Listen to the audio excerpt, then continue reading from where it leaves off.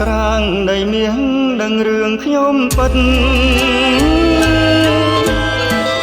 រឿងស្នេហ៍ដិតកន្លងយូរឆ្នាំ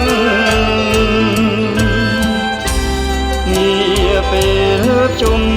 បិណ្ឌអូនភ្លេចបងចាំស្នេហ៍ប្រន់ស្នេហ៍កម្មស្នេហ៍ក្រមមរាស្រនងរឿងយើងសាងស្នេហ៍ឧត្ត